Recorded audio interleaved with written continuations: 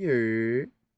Welcome to my window where I'm transparent enough to let you use your screen to peer into my mind. Alright, so boom. I'm just finna ramble about some things about the MBTI community.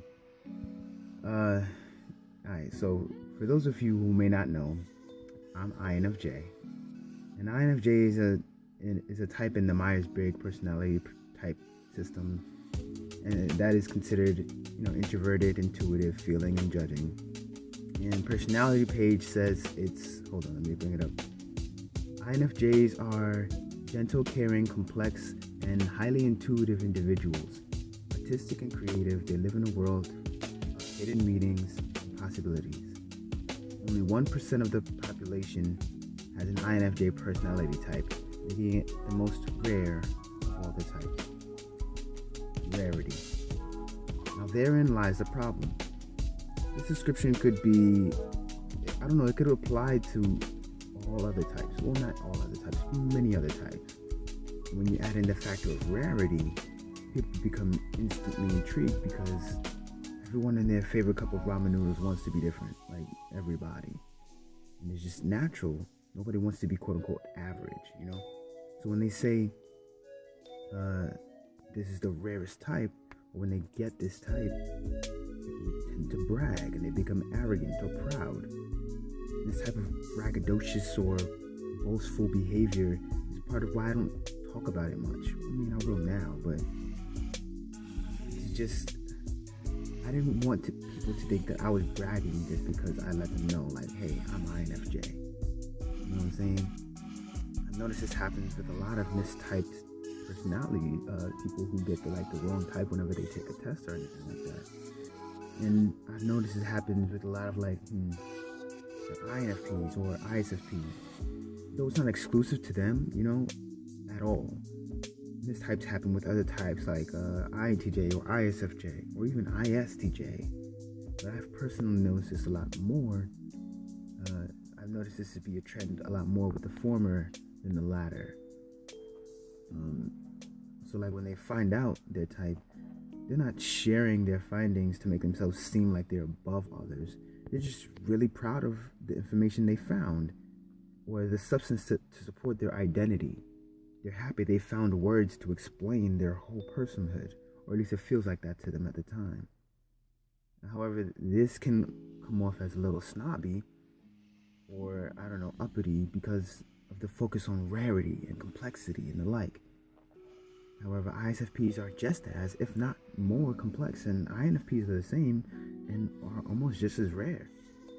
But the articles online make it seem like INFJs are the royalty of personality types. They're the cream of the crop. And I don't think that's fair or even truthful.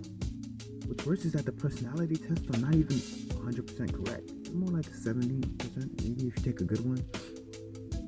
But they should be used as a diving board to delve into the depths of discovering one's identity through the usage of the tool of personality types. The problem is once people take the test or read the description, they think that's it. But no test can accurately figure out all of your nuances and behaviors. You have to check yourself. So people attach themselves to a label because they want it to be mysterious, or they want to be psychics, or they want to be complex, misunderstood loner, you know what I'm saying? But over half of these blogs and think pieces and articles are either exaggerated or just plain untrue. They just don't have much basis on the truth of matters.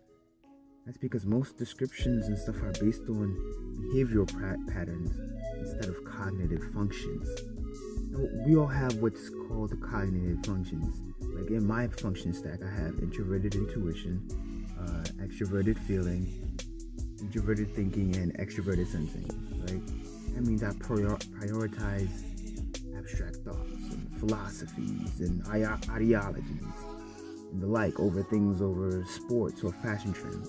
And although I do engage in them, I don't prioritize those things over the former things that I mentioned.